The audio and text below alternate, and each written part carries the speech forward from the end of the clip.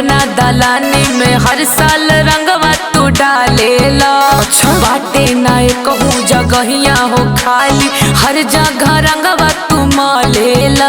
तैयू battle वाला का खेत खलिहानी में अपना दलानी में हर साल रंगवा तू डालेला। बाटे ना कहूँ जगहिया हो खाली, हर जगह रंगवा तू मलेला। पूरा देहिया के कैला तू धुआं धुआं यार धुआं धुआं। सुना असो डाला बे भौजी हुआ जगबा तोर कुआं। असो डाला बा भौजी हुआ जगबा तोर कुआं। हरी फगलाई बड़का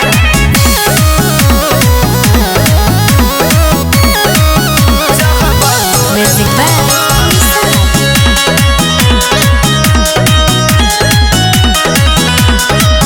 जनी दहिया के पानी छोड़ाई हो, खड़े खड़े बुखार हो जाई हो। अरे बाप रे तुम्हें डाले में आई बड़ा मजा हो, बाकी ठंडी से हो मर जाइब हो। इतना ठंडी न लागी कि तुम मर जाइयो। हसरत आज अपन पुराई बाहो, बाकी अपन कर जवा जुड़ाई बाहो। चल जाई तो सब करी थुआ थुआ यार थुआ थुआ। अस डहला बा भौजी हुआ जगबा तोर कुआं। जिद मत करा अस डहला बा भौजी हुआ जगबा तोर कुआं। गंदी बात।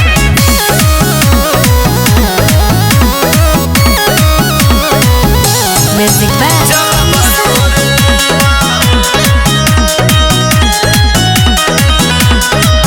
जनी खेला कर देवरू जाने के, जिने आग लगाई और माने के।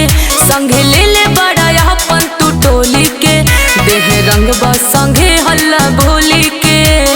वो तो होखबे करी सुना नहीं उदय दीवाना शराबी हो, मुड़ी कहरा ना हमारो खराबी हो। संजय एमपी ना मिलकर दहिया छुआ यार दहिया छुआ। अस ढला बा भौजी हुआ जगबा तोरे कुआं। अस ढला बा भौजी हुआ जगबा तोरे कुआं। और भैया बोली तब भैया के हम मना ले। अस ढला बे भौजी हुआ